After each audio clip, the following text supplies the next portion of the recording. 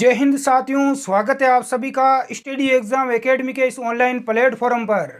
जैसा कि मित्रों, अपनी इतिहास की एक सीरीज चल रही थी जिसमें हमने सबसे पहले यहाँ पर लोक देवता वीर तेजाजी का इतिहास पढ़ा। नंबर 2 सीरीज में हमने मेवाड़ का इतिहास जिसमें राणा सांगा का संपूर्ण इतिहास पढ़ा। और ये अपना तीसरा एपिसोड है, इसके अंदर हम पढ़ रहे हैं वीर सूरवीर महाराणा प्रताप का इतिहास। कल के इस वीडियो में हमने महाराणा प्रताप की जो क्लास हुई थी अपनी, उसमें हमने बेसिक जानकारी ले ली थी कि किस प्रकार से अकबर महाराणा प्रताप से संधि करने के लिए 4 दूतों को भेजता है, जिसमें सबसे पहले कौन जाता है महाराणा प्रताप से संधि करने का प्रस्ताव लेकर अकबर की तरफ से? जलाल खां कोरची, उसके बाद में मान सिंह, भगवान दास, और उसके बाद में नंबर 4 पर टोडरमल जाते हैं 1572 और 1573 में। लेकिन यहाँ पर महाराणा प्रताप मुगलों की गुलामी करने से मना कर देते हैं कि हम भूख मर जाएंगे, प्यास मर जाएंगे, मिट जाएंगे, लेकिन मुगलों की गुलामी कभी स्वीकार नहीं करेंगे। तो अब देखो, इसी कड़ी में आगे बढ़ते हैं। अब अकबर को पता चल गया है कि महाराणा प्रताप ऐसे मानने वाले नहीं है, तो अकबर क्या करता है, अपनी फौज लेकर मेवाड़ की ओर आता है। कहाँ से? दिल्ली से, आगरा से अपनी फौज लेकर अकबर कहाँ पर आता है? मेवाड़ की तरफ आता है आक्रमण करने के लिए। अब यहाँ पर हम बात करते हैं, एक तरफ तो है महाराणा प्रताप की सेना, दूसरी तरफ किसकी सेना है? अकबर की, मुगल शासक अकबर की सेना है। यहाँ पर ध्यान से देखना, आप यहाँ देखोगे तो यहाँ पर एक तरफ महाराणा प्रताप की सेना है। मैंने पहले से लिख दिया ताकि आपके समय की बचत हो सके, कम समय में अधिक यहाँ पर टॉपिक कवर कर सकूं। एक तरफ है यहाँ पर मुगल शासक अकबर। यहाँ पर बात करें तो अकबर की सेना सबसे पहले कहाँ पर, जो यहाँ पर दिया हुआ है अकबर का किला या मैगजीन दुर्ग, ये कहाँ पर है साथियों? ये है अजमेर में अकबर का किला। यहाँ पर हल्दी घाटी युद्ध की व्यू रचना रची जाती है, पूरी रणनीति बनाई जाती है किस प्रकार से युद्ध करना है, क्या करना है। यहाँ पर अकबर क्या करता है, राजपूताना के जो शासक वगैरह थे सभी सैनिकों को इकट्ठा करता है। कहाँ पर? अजमेर में।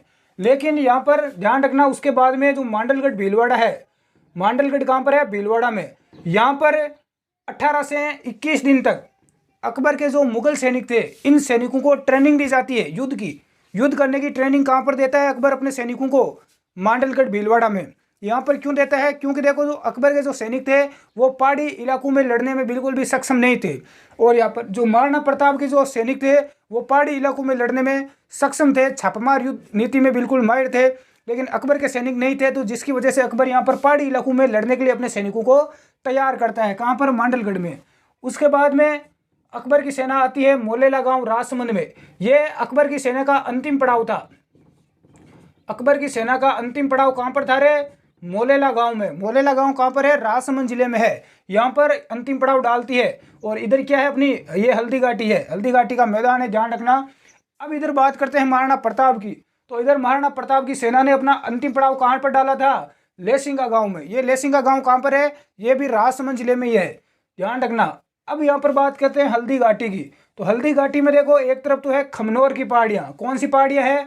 खमनोर की पहाड़ियाँ। और एक तरफ है गोगुंदा की पहाड़ियाँ। कौन सी पहाड़ियाँ हैं?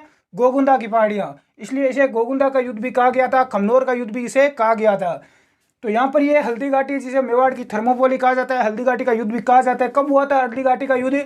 18 जून 1576 में, ध्यान रखना। 18 जून 1576 में हल्दी घाटी का युद्ध होता है दोनों सेनाओं के बीच में। अब इनमें देखो कौन कौन से सेनापति थे, कौन कौन से यहाँ पर राजा महाराजा आए थे, उनकी जानकारी हम थोड़ी देखते हैं डिटेल से। इसको थोड़ा ध्यान से आप देखना।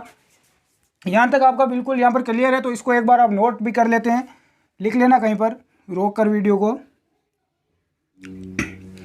यहाँ पर हम बात करेंगे अभी महाराणा प्रताप के सैनिक व्यवस्था की, किस प्रकार से सैनिक थे, कौन कौन से महाराणा प्रताप की सेना में सेनापति थे।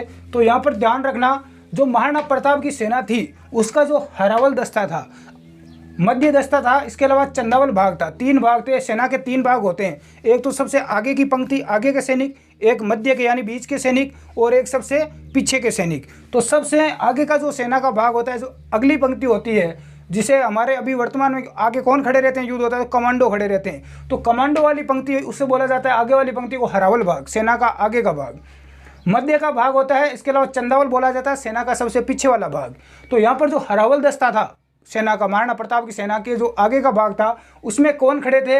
यहाँ पर ध्यान रखना, बीच में सबसे आगे वाली पंक्ति में सबसे बीच में खड़े थे हाकिम खां सूर।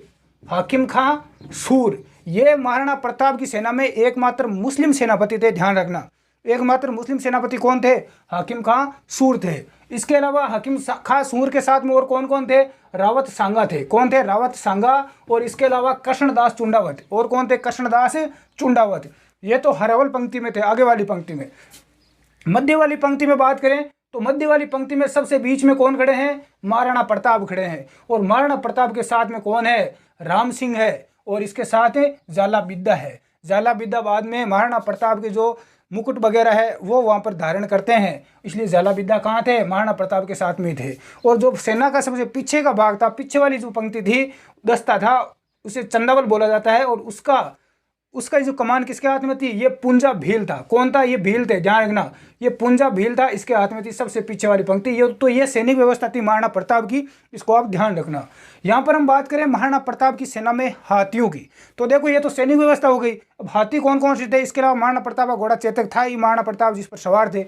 इसके अलावा हाथियों की बात करें तो ये एक हाथी था बड़ा ही, इन हाथियों को भी देखो लड़ाई की, युद्ध करने की ट्रेनिंग दी जाती थी। हाथी है राम प्रसाद। कौन है? राम प्रसाद। इसके अलावा लूणा, सबसे पहले राम प्रसाद को लड़ने के लिए भेजा जाता है। बाद में बोला जाता है कि जो राम प्रसाद हाथी को जो टैकल कर रहा था, ऊपर बैठा था, उस व्यक्ति को एक तीर लग जाता है, जिसकी वजह से इस हाथी को कौन अपने कंट्रोल में कर लेते हैं? मुगल सेना इसको, हाथी को पकड़ लेती है और अकबर इस राम प्रसाद का नाम पीर प्रसाद कर देता है। इसके अलावा लूणा, इसके अलावा खांडेराव और चक्रवात, ये चार मेन, ऐसे तो बहुत सारे हाथी थे लेकिन ये चार मुख्य हाथी थे महाराणा प्रताप की सेना में, जो एग्जाम में हमें पूछे जाते हैं। अकबर की सेना में कौन कौन से हाथी थे? अकबर की सेना में था एक तो गजमुक्ता, गजराज, मर्दाना, नगाला और हवाई। यहाँ पर मर्दाना हाथी की बात करें तो ये मर्दाना हाथी ये किसका हाथी था? जो आमेर के मान सिंह थे, यानी कि जो अकबर की सेना के सेनापति, प्रधान सेनापति कौन थे इस हल्दीघाटी युद्ध में? मान सिंह था। ध्यान रखना, मान सिंह प्रथम। तो मान सिंह किस हाथी पर सवार था? वो इस मर्दाना हाथी पर सवार था, ध्यान रखना। यदि मान सिंह का एग्जाम में मान सिंह का हाथी पूछा जाता है तो ये मर्दाना है, ध्यान रखना। इसके अलावा हवाई, ये हवाई हाथी किसका है? ये अकबर का है, ध्यान रखना, किसका? अकबर का। तो ये आपके हाथी और ये समझ में आ गई। अब हम बात करते हैं यहाँ पर अकबर की सेना में हरावल दस्ता, मध्य और चंदावल में कौन कौन थे, ये हमें चर्चा करते हैं। इसको थोड़ा ध्यान से देखना, ये आप लिख लेना इस बीच में वीडियो को रोककर। अब यहाँ बात करें अकबर, तो अकबर की देखो सेना व्यवस्था किस प्रकार थी, सैन्य व्यवस्था। तो अकबर की सेना में जो हरावल दस्ता था, इसके अंदर कौन कौन थे? ध्यान रखना, यहाँ पर आसफ खां, ध्यान रखना, आसाफ खां, सैयद हासिम और जगन्नाथ कच्छावा, ठीक है, ये तीनों थे। और मध्य वाली जो पंक्ति थी उसमें सबसे मध्य में कौन थे? मेवाड़ सेना में थे महाराणा प्रताप, और मुगल सेना में कौन है? मान सिंह है, ध्यान रखना, प्रधान सेनापति। इसके अलावा मध्य में और कौन है? इसके साथ में राव लूणकरण है बीकानेर वाला, और सैयद बरेक है। इसके अलावा चंदावल दस्ते की बात करें तो जो पीछे वाला भाग है, यहाँ पर कौन थे? राणा पुंजा थे महाराणा प्रताप की सेना में, और इनमें कौन है? मिहित्र खां और माधव सिंह, ठीक है। तो ये सैन्य व्यवस्था हो गई। तो इस प्रकार से जब महाराणा प्रताप और मुगल सेना, इस प्रकार से ये सैन्य व्यवस्था थी। और दोनों सेनाएं जब सबसे पहली बार टकराती है आपस में, तो बोलता है कि जो मुगल सेना थी उसके ऊपर जो मेवाड़ी फौज है वो भारी पड़ती है। अब देखो फौज कितने सैनिक थे ये भी देख लेना। यहाँ पर मेवाड़ की सेना में बात करें, महाराणा प्रताप की सेना में, तो इसमें कितने सैनिक थे? लगभग 18 से 20 हज़ार सैनिक। कितने सैनिक है? 18 से 20 हज़ार सैनिक है। और इधर मुगल फौज, मुगल सेना में कितने सैनिक थे? 80 हज़ार। कितने थे? 80 हज़ार। यानी मुगलों की फौज मेवाड़ की फौज से 4 गुना विशाल थी। अब देखो इधर से दोनों सेनाओं में आपस में टक्कर होती है। तो सबसे पहले जो यहाँ पर जो पहाड़ियाँ थी खमनोर की, गोगुंदा की, इन पहाड़ियों से ये जो मेवाड़ की सेना है वो आक्रमण करती है। जिससे क्या होता है कि जो ये ऊपर पहाड़ी पर थे मेवाड़ी फौज, और इसके अलावा जो अकबर की सेना थी वो नीचे थी, इसकी वजह से इसके ऊपर आक्रमण होता है। तो इसे मेवाड़ी फौज है वो अकबर की सेना पर काफ़ी भारी पड़ती है, और इससे जो अकबर की सेना है उसमें यहाँ पर यानी तबाही मच जाती है एक तरफ से। और अकबर के जो मुगल सैनिक थे वो यहाँ से भाग जाते हैं, रणभूमि छोड़कर भाग कर किधर चले जाते हैं? रक्तलाई की ओर चले जाते हैं। तो वहाँ पर हल्दी घाटी की तरफ भाग जाते हैं। और इसके बाद बोला जाता है कि इनको पता चल जाता है, किसको? मिहित्र खां को। ये मिहित्र का सबसे चंदावल वाले पीछे वाली पंक्ति में था, तो इसको पता चल जाता है कि अब मुगल फौज यहाँ से भाग जाएगी। तो बोलता है कि मिहित्र खां वहाँ पर ढोल लंगाड़े बजाता है और वहाँ पर सैनिकों को बोलता है कि जो खुद अकबर है, शहंशाह अकबर यहाँ पर नहीं आया था लड़ने के लिए, ध्यान रखना। तो शहंशाह अकबर है वो खुद यहाँ पर सेना लेकर आ रहे हैं, यानी अपनी शाही फौज लेकर आ रहे हैं, मुगलिया फौज लेकर आ रहे हैं। तो इससे जो अकबर के सैनिक थे उनमें वो वापस जोश भर देता है, और जिससे अकबर के सैनिक वापस हल्दी घाटी में आ जाते हैं और वापस लड़ने लगते हैं। तो इस प्रकार बोला जाता है 5-6 घंटे तक ये युद्ध चलता है। और इस युद्ध के अंदर जो महाराणा प्रताप थे उनका टारगेट था ये मान सिंह सेनापति, ये मान सिंह टारगेट था। तो मान सिंह अपने मर्दाना हाथी पर बैठा था। तो जैसे ही चेतक घोड़े पर बैठकर महाराणा प्रताप जाते हैं, इस मान सिंह के ऊपर भाले से प्रहार करते हैं। तो जैसे ही भाले से प्रहार करते हैं तो क्या होता है, तो महाराणा ये मान सिंह था, ये हाथी के ऊपर बैठा था और ये हाथी के अंदर वहाँ पर नीचे छुप जाता है, नीचे झुक जाता है, जिससे इसकी जान बच जाती है। लेकिन जो चेतक था, वो चेतक क्या करता है, अपने आगे वाले दोनों पांव हाथी के ऊपर रख लेता है। वहाँ पर हाथी के एक तलवार बांधी गई थी, जिसकी वजह से चेतक का एक पैर है वो कट जाता है, यानी पैर में चोट आ जाती है और चेतक काफ़ी घायल भी हो जाता है। लेकिन फिर भी बोला जाता है कि स्थिति ऐसी आ जाती है जिसमें मुगलिया फौज भी के सामने बाद में जो मेवाड़ी फौज छोटी थी, जिसकी वजह से काफ़ी सैनिक यहाँ पर मारे जाते हैं।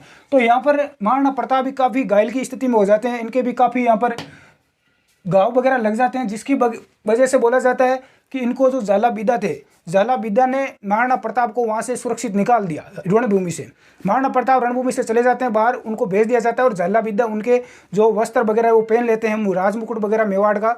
और मुगल फौज सोचती है कि यही महाराणा प्रताप और झालाबीदा की वहाँ पर मृत्यु हो जाती है, यानी वो मुगलों से लड़ते हुए शहीद हो जाते हैं। तो इस प्रकार से युद्ध चलता है। इस युद्ध के अंदर बहुत सारे सैनिक यहाँ पर दोनों तरफ से मारे जाते हैं, लेकिन बाद में यहाँ से महाराणा प्रताप अपने चेतक घोड़े को लेकर चले जाते हैं। लेकिन वहाँ पर बाद में क्या होता है कि कुछ मुगल सैनिकों को पता चल जाता है, मुगल सैनिक उनके पीछे जाते हैं। लेकिन वहीं पर महाराणा प्रताप का छोटा भाई आता है, कौन आता है, शक्ति सिंह। और शक्ति सिंह मुगल सैनिकों को वहाँ पर मार देता है और महाराणा प्रताप को वहाँ से महाराणा प्रताप की रक्षा करता है। बाद में शक्ति सिंह और महाराणा प्रताप की आपस में दोनों भाइयों की मुलाकात होती है। पहले शक्ति सिंह किसकी तरफ था, अकबर की तरफ था, वो अकबर की तरफ से आया था सेना लेकर। तो इस प्रकार से वहाँ पर आगे एक नाला आता है, बोला जाता है उस नाले के ऊपर से चेतक घोड़ा कूद जाता है, लेकिन वहीं पर चेतक की वहाँ पर मृत्यु हो जाती है बलीचा गाँव में। ध्यान रखना, चेतक की मृत्यु कहाँ पर हुई थी, बलीचा गाँव में।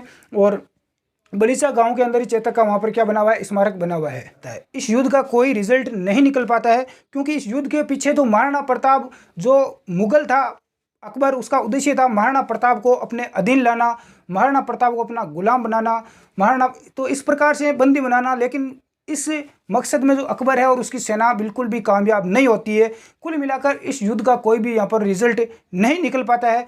जो मुस्लिम इतिहासकार हैं वो लिखते हैं नहीं हमारा अकबर जीता था, हिंदू इतिहासकार हैं वो लिखते हैं कि हमारा महाराणा प्रताप जीता था। लेकिन इस युद्ध का कोई रिजल्ट नहीं निकलता है।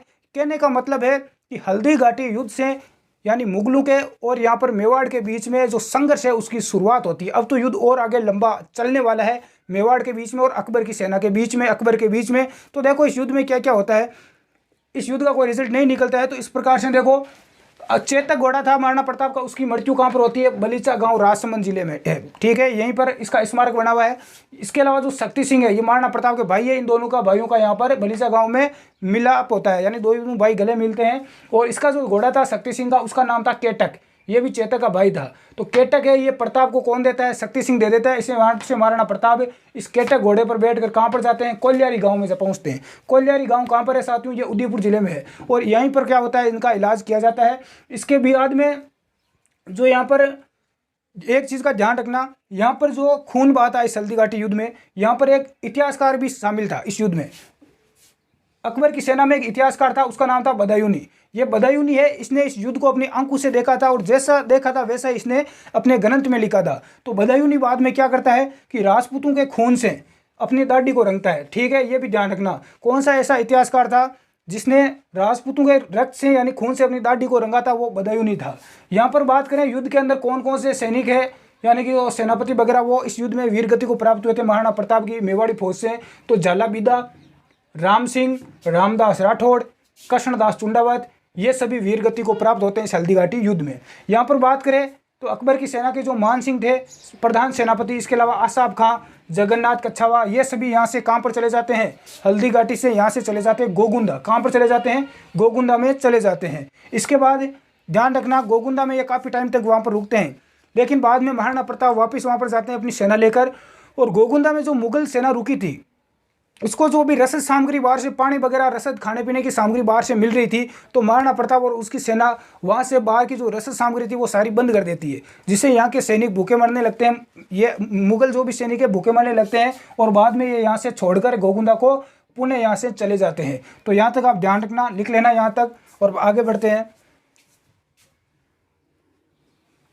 देखो एग्जाम में यहाँ से अधिकतर प्रश्न पूछा जाता है, जो यहीं से पूछा गया है कई बार। जो मेवाड़ जो हल्दी घाटी का युद्ध हुआ था, इसको किस किस उपनामों से और भी जाना जाता है हल्दी घाटी के अलावा? इस युद्ध को मेवाड़ की थर्मोपोली कहा जाता है। किसने कहा था ये भी ध्यान रखना, तो कर्नल जेम्स टोड ने कहा था, ठीक है। खमनोर का युद्ध इसको कहा जाता है, गोगुंदा का युद्ध कहा जाता है, क्योंकि वहाँ पर जो पहाड़ियाँ थी खमनोर की और गोगुंदा की, इसके कारण इसको खमनोर और गोगुंदा का युद्ध कहा जाता है। खमनोर का युद्ध कहा था अबुल फजल ने, और गोगुंदा का युद्ध इसको कहा था बदायूनी ने। जो इतिहासकार थे इन्होंने अपनी आंखों से इस युद्ध को देखा था। इसके अलावा बात करें तो बादशाह बाग का युद्ध भी इसे कहा जाता है। बादशाह बाग का युद्ध किसने कहा था? ए एल श्रीवास्तव ने बादशाह बाग का युद्ध का। हाथियों का युद्ध कहा जाता है, क्योंकि जो राम प्रसाद लूणा वगैरह हाथी थे, इन हाथियों ने इस युद्ध में अपनी वीरता दिखाई थी। और इस युद्ध में जो राम प्रसाद हाथी था महाराणा प्रताप का, उसको पकड़ लेती है मुगल सेना और उसका नाम अकबर कर देता है पीर प्रसाद। तो हाथियों ने इस युद्ध में वीरता दिखाई, हाथी इसके अंदर लड़े थे, इसलिए हाथियों का युद्ध कहा जाता है। हल्दी घाटी है ये, क्योंकि इसका कलर है उस मैदान का वो कैसा है, हल्दी के समान है। इसे रक्तलाई भी कहा जाता है, ठीक है, रक्तलाई। तो ये इसके उपनाम है, ठीक है, हल्दी घाटी युद्ध के। तो इन उपनाम को भी आप ध्यान से लिख लेना, कई बार एग्जाम में ये पूछे जाते हैं, स्क्रीनशॉट मार लेना। यहाँ पर देखो बात करें हल्दी घाटी युद्ध की, तो हल्दी घाटी युद्ध के बाद जो मान सिंह था, ये मान सिंह अपनी सेना लेकर कहाँ चला जाता है? गोगुंदा चला जाता है। 13 अक्टूबर 1576 को इसकी सेना कहाँ पर पहुँचती है? गोगुंदा पहुँचती है। गोगुंदा यहाँ पर बात करें तो गोगुंदा के बाद यहाँ पर मान सिंह की सेना है, जो मुगल सेना है वहाँ पर डेरा डाल लेती है। लेकिन जो महाराणा प्रताप की सेना, यानी महाराणा प्रताप यहाँ हल्दी घाटी से कोलियारी गांव आते हैं और उसके बाद आते हैं कुंभलगढ़, और कुंभलगढ़ को अपनी राजधानी बनाते हैं। तो हल्दी घाटी युद्ध के बाद महाराणा प्रताप ने अपनी राजधानी कहाँ पर बनाया था? किसको बनाया था? कुंभलगढ़ को, ठीक है। यहाँ से कुंभलगढ़ के बाद यहाँ से महाराणा प्रताप अपनी सेना लेकर यानी कि जाते हैं, और यहाँ गोगुंदा में क्या करते हैं? आपको पता होगा कि छापामार यहाँ पर युद्ध नीति अपनाते हैं। यानी कि यहाँ पर देखो मुगल सेना कहाँ पर बैठी है? गोगुंदा में बैठी है। मुगल सेना कहाँ बैठी है? गोगुंदा में बैठी है। तो चारों तरफ से जो भी रसद पानी की सामग्री जा रही थी, यहाँ पर सैनिकों के खाने पीने का जो सामग्री थी, भोजन वगैरह जा रहा था, वो सारा यहाँ पर महाराणा प्रताप के सैनिक सेना वगैरह बंद कर देती है बाहर से, जिससे यहाँ पर खाने के क्या पड़ जाते हैं? लाले पड़ जाते हैं। और जिसकी वजह से यहाँ से मुगल सेना गोगुंदा को छोड़कर कहाँ चली जाती है? अजमेर चली जाती है। कहाँ पर चली जाती है? अजमेर चली जाती है। और इसके बाद यहाँ पर किसका कब्जा हो जाता है? वह गोगुंदा पर महाराणा प्रताप वापस यहाँ पर कब्जा कर लेते हैं। और इस प्रकार से यहाँ का जो गोगुंदा का जो मुख्य जो सेनापति है वो किसको यहाँ पर नियुक्त करते हैं? मांडन कुमावत को। महाराणा प्रताप किसको नियुक्त करते हैं? मांडन कुमावत को। यहाँ पर बात करें तो नवंबर 1576 तक अकबर मही गांव में रुका था, ये ध्यान रखना। यहाँ पर जो मही गांव है इसमें अकबर रुका था, ध्यान रखना, नवंबर 1576 तक। लेकिन फिर भी महाराणा प्रताप इनके अधीन नहीं हुए, महाराणा प्रताप इनको नहीं मिले ढूंढने पर भी। तो इसके बाद अकबर यहाँ से परेशान होकर गुजरात चला जाता है। तो यहाँ पर बात करें, प्रताप मुजाहिद बे की हत्या कर देता है, ये भी ध्यान रखना। मुजाहिद बे की हत्या करके महाराणा प्रताप वापस गोगुंदा पर क्या कर लेते हैं? यहाँ पर अपना कब्जा कर लेते हैं। तो इस प्रकार से यहाँ तक आपको पता होना चाहिए हल्दी घाटी युद्ध के बाद क्या क्या होता है। और अब आगे की हम जानकारी विस्तार से और आगे देखते हैं। अब यहाँ पर आगे देखते हैं गोगुंदा पर किसका अधिकार हो चुका है? महाराणा प्रताप का। कुंभलगढ़ पर किसका अधिकार है? महाराणा प्रताप का। तो यहाँ पर बात करें, इधर कौन है? कुंभलगढ़। कुंभलगढ़ किसकी राजधानी है? महाराणा प्रताप की है। तो अकबर को इसका पता चलता है। अकबर कहाँ चला गया था? गुजरात नहीं गया था, सॉरी, मालवा चला गया था, ठीक है, मालवा चला जाता है यहाँ से। अब अकबर यहाँ पर क्या करता है? अपने एक सेनापति शाहबाज खां। देखो हल्दी घाटी युद्ध तक ही लोग मानते हैं कि महाराणा प्रताप और अकबर के बीच में एक ही संघर्ष हुआ था हल्दी घाटी का। नहीं, यहाँ से तो संघर्ष की शुरुआत हुई थी। अब देखो संघर्ष तो और अब आगे होगा, युद्ध तो अब आगे होंगे। शाहबाज खां अकबर का सेनापति, जिसको अकबर सेना लेकर भेजता है कुंभलगढ़ पर आक्रमण करने के लिए। कुंभलगढ़ पर कौन बैठा है? महाराणा प्रताप बैठे हैं। कब आता है शाहबाज खां? 15 अक्टूबर 1577 को आक्रमण करता है। कौन करता है? शाहबाज खां करता है। लेकिन इस पर किसकी विजय होती है? शाहबाज खां की। यानी कि शाहबाज खां इस पर क्या कर लेता है? कब्जा कर लेता है। तो एकमात्र ऐसा सेनापति था जिसने कुंभलगढ़ दुर्ग को जीता। वो कौन था? वो शाहबाज खां था, ध्यान रखना। और कुंभलगढ़ दुर्ग को कोई नहीं जीत पाया था। इसके बाद शाहबाज खां पुनः आक्रमण करता है 1577 के बाद 1578 में। बाद में पुनः महाराणा प्रताप कब्जा कर लेते हैं। फिर 1578 में 15 दिसंबर 1578 में पुनः शाहबाज खां सेना लेकर आता है कुंभलगढ़ पर। लेकिन इसमें कुंभलगढ़ पर शाहबाज खां सफल नहीं होता है, निराश होकर वापस लौट जाता है। महाराणा प्रताप को ये पकड़ नहीं पाते हैं। फिर वापिस शाहबाज खान तीसरी बार और सेना लेकर आता है 15 नवंबर 1579 में, और लेकिन इसमें भी शाहबाज खान सफल नहीं हो पाता है। महाराणा प्रताप इनके हाथ नहीं लगते हैं, महाराणा प्रताप इनके अधीन नहीं होते हैं। अकबर तंग आ चुका है, थक चुका है। हल्दी घाटी का युद्ध हो गया, पहले 4 लोगों को समझाने हेतु संधि हेतु भेज दिया, 3 बार शाहबाज खान को भेज दिया, लेकिन महाराणा प्रताप अधीन नहीं हो रहे हैं। अब क्या करें? अब एक और यहाँ पर विद्वान है मुगलों में, जिसका नाम है रहीम खान खाना। रहीम खान खाना का ध्यान रखना। अब रहीम खान खाना को भेजा जाता है। 1580 में रहीम खान खाना आते हैं और कुमलगढ़ पर आक्रमण करते हैं, लेकिन रहीम खान खाना असफल होते हैं। और रहीम खान खाना क्या बोलते हैं कि तुर्की राज्य का अंत हो जाएगा, लेकिन महाराणा प्रताप का कोई बाल भी बांका नहीं कर पाएगा। तो यहाँ पर बोला जाता है कि उसके बाद जो शाहबाज खान है वो 4 अप्रैल 1578 को गोगुंदा, ठीक है, और इसके अलावा उदयपुर, इन दोनों पर कब्जा कर लेता है। कौन कर लेता है? शाहबाज खान कर लेता है। लेकिन बाद में महाराणा प्रताप इनको वापस जीत लेते हैं, गोगुंदा, कुमलगढ़, उदयपुर सभी को। लेकिन महाराणा प्रताप अपने जीवन काल में चित्तौड़ को वापस नहीं जीत पाए थे। चित्तौड़ को और मांडलगढ़ को, इन दो को छोड़कर और जितना भी क्षेत्र था उन सभी पर महाराणा प्रताप पुणे कब्जा कर लेते हैं छापामार रणनीति के द्वारा। अब आगे बढ़ते हैं इसी कड़ी में, इनको आप लिखते जाना, बहुत ही महत्वपूर्ण जानकारी है। एक टॉपिक, एक लाइन मैंने नहीं छोड़ी है। अब देखो, इतना प्रयास करने के बाद भी अकबर के महाराणा प्रताप हाथ नहीं लगे थे, अकबर के अधीन नहीं हुए, अकबर की गुलामी स्वीकार नहीं की, तो अब अकबर क्या करेगा? अकबर को सोते उड़ते एक ही चीज़ दिखाई दे रही थी, प्रताप प्रताप प्रताप। तो अकबर क्या करा? अकबर ने पीछा नहीं छोड़ा। अकबर ने कहा कि क्यों ना मेवाड़ पर चारों तरफ से सैनिक चौकियां बना दी जाए। अब कहीं पर भी जाएगा तो वहीं महाराणा प्रताप को कहीं ना कहीं तो मिलेगा ही, वहीं हम बंदी बना लेंगे सैनिक।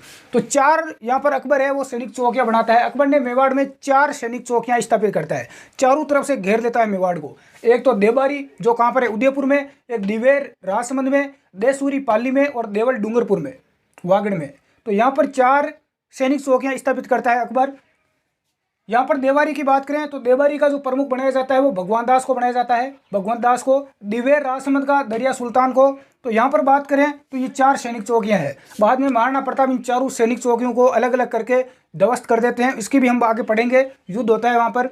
यहाँ पर बात करें तो देखो, महाराणा प्रताप की मुलाकात भामाशाह से होती है। आपने कई बार सुना होगा, मेवाड़ का उदारक, मेवाड़ का दानदाता किसे कहा जाता है? भामाशाह को कहा जाता है। भामाशाह की मुलाकात है महाराणा प्रताप और भामाशाह की मुलाकात कहाँ पर हुई थी? 1577 में हुई थी, चूलिया गांव में। कहाँ पर हुई थी? चूलिया गांव में हुई थी 1577 में। चूलिया गांव कहाँ पर है? ये है चित्तौड़गढ़ में, ध्यान रखना। इसमें क्या हुआ था? भामाशाह ने महाराणा प्रताप को 25 लाख रुपए दिए थे, ठीक है। इसके अलावा 20,000 सोने की मुद्राएं दान दी थी महाराणा प्रताप को। किसने दी थी? भामाशाह ने। इसलिए बाद में महाराणा प्रताप ने भामाशाह को अपना प्रधानमंत्री बनाया था। ध्यान रखना, कितने? 20 लाख रुपए और 25 लाख रुपए दिए और 20 लाख सोने की मुद्राएं दी थी। कहा जाता है कि ये भामाशाह वगैरह थे तो इनकी भी एक टीम थी। कुछ लोग बोलते हैं ये बढ़िया था, भामाशाह काफ़ी पैसों वाला था, लेकिन कुछ लोग बोलते हैं कि ये मालवा से चुरा कर लाए थे सोने की मुद्राएं। जो भी हो, इन्होंने महाराणा प्रताप को यहाँ पर दान दिया था, जिसकी वजह से बाद में महाराणा प्रताप ने इनकी मदद से एक वापस संगठित किया लोग सैनिकों को और सेना एक तैयार की थी, ठीक है। अब आगे और बढ़ते हैं, यहाँ पर आगे और देखना। अब देखो आगे हम बात करते हैं दिवेर का युद्ध। अब दिवेर का युद्ध कब हुआ था? 1582 में। ये कई बार एग्जाम में पूछा जाता है साथियों। एक तरफ महाराणा प्रताप है, दिवेर यहाँ पर कौन बैठा है? सुल्तान खां बैठा है। कौन बैठा है साथियों? सुल्तान खां बैठा है। और इधर से महाराणा प्रताप जाते हैं, और महाराणा प्रताप का जो सेनानायक है वो कौन है? वो है अमर सिंह। ये ध्यान रखना, कौन है? अमर सिंह प्रथम। अमर सिंह कौन है साथियों? ये महाराणा प्रताप के पुत्र है, ध्यान रखना। अमर सिंह कौन है? महाराणा प्रताप के पुत्र है, जो महाराणा प्रताप के बाद मेवाड़ की राजगद्दी पर बैठेंगे। इसलिए यहाँ पर सुल्तान खान पर आक्रमण करते हैं, और बोला जाता है कि सुल्तान खान के यहाँ पर 2 टुकड़े कर दिए जाते हैं, और इसके बाद मुगल सेना यहाँ से भाग जाती है दिवेर छोड़कर। इसलिए इस दिवेर के युद्ध को मेवाड़ का मैराथन कहा जाता है, ध्यान रखना। मेवाड़ का मैराथन किसे कहा जाता है? कुछ लोग बोलते हैं हल्दी घाटी युद्ध को कहा जाता है, जो बिल्कुल गलत होगा। इस दिवेर को युद्ध को कहा जाता है। दिवेर का युद्ध कब हुआ था? 1582 में। और किसने कहा था मेवाड़ का मैराथन दिवेर के युद्ध को? तो ये कहा था कर्नल जेम्स टोड ने। कर्नल जेम्स टोड ने कहा था। इसके बाद में चावंड का युद्ध, ठीक है। ये सैनिक चौकियां थी, इनको यहाँ पर महाराणा प्रताप यहाँ पर अटैक करते हैं, वापस छापामार युद्ध नीति अपनाते हैं, छापामार युद्ध करते हैं, और इसके बाद इनको यहाँ पर मुगलों को यहाँ से खदेड़ देते हैं। तो चावंड का युद्ध, चावंड उदयपुर में कब हुआ था? 1585 में। इधर एक तरफ महाराणा प्रताप है और एक तरफ यहाँ पर कौन बैठा है? लूणा चावंडिया बेटा है। लूणा चावंडिया बेटा है, महाराणा प्रताप आते हैं और इस लूणा चावंडिया को यहाँ से खदेड़ देते हैं। इसके बाद बात करें तो चावंड राजधानी यानी 1585 में बनी थी, ध्यान रखना। महाराणा प्रताप ने पहले कुंभलगढ़ राजधानी थी, उसके बाद 1585 में महाराणा प्रताप ने अपनी राजधानी कहाँ पर बनाया लिया था? चावंड को। चावंड को कब राजधानी बनाया? 1585 में। और हल्दीघाटी युद्ध के बाद महाराणा प्रताप की राजधानी कौन सी थी? कुंभलगढ़। अब यहाँ पर बात करें तो इसके बाद भी अकबर और यहाँ पर शांत नहीं बैठता है। अकबर सोचता है कि महाराणा प्रताप को कैसे भी करके अधीन लाओ, अपने अधीन करो। तो अकबर पुनः यहाँ पर एक सेना और भेजता है, जो कि महाराणा प्रताप के ऊपर अंतिम सेना होती है, यानी अकबर का अंतिम सैन्य अभ्यास। तो इसमें कौन आता है?